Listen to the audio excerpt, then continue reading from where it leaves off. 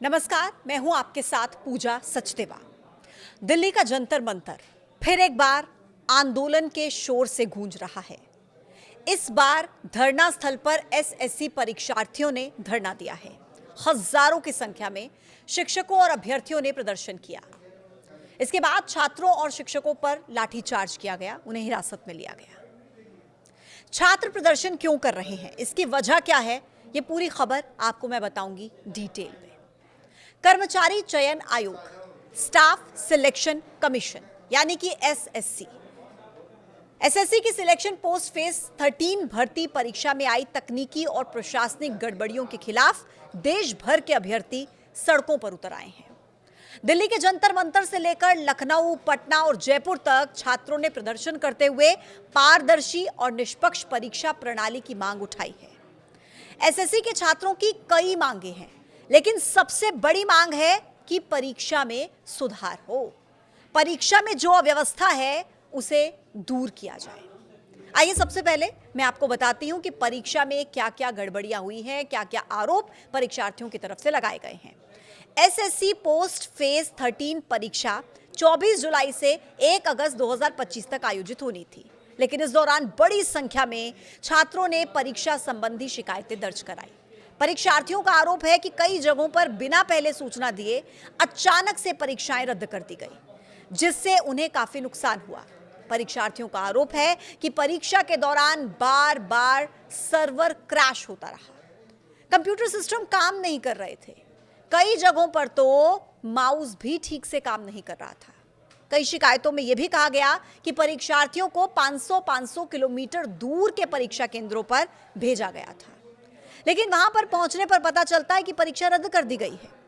कई अभ्यर्थियों का दावा यह भी है कि हर दिन वही प्रश्न पत्र रिपीट हो रहा था, जिससे पेपर लीक और निष्पक्षता पर सवाल खड़े हो गए हैं।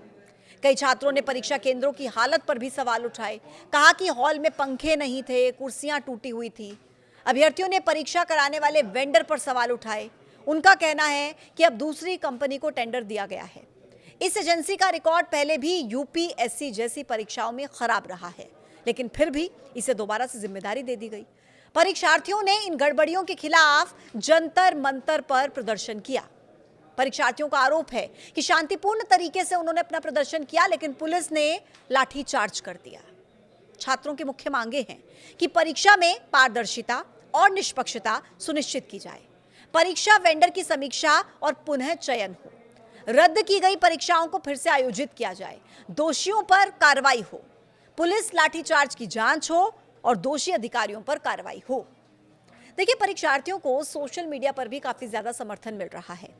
#SSC सिस्टम सुधारो, #SSC mismanagement, #SSC vendor failure जैसे हैशटैग्स ट्रेंड कर रहे हैं। 13 अगस्त से एसएससी सीजीएल 2025 टियर 1 की परीक्षा शुरू हो रही है, जिसमें करीब 14,500 पदों पर भर्ती होनी है। करीब 30 लाख उम्मीदवार इसमें शामिल हो सकते हैं। अब छात्रों का सवाल यह है कि जब 3 लाख छात्रों को इतनी दिक्कत हो रही है, इतनी परेशानी हो रही है, तो 30 लाख छात्रों की व्यवस्था एसएससी कैसे करेगा? एसएससी यानी कि स्टाफ सिलेक्शन कमीशन, ये केंद्रीय सरकारी सेवाओं के लिए उम्मीदवारों के चयन की जिम्मेदारी को निभाता है।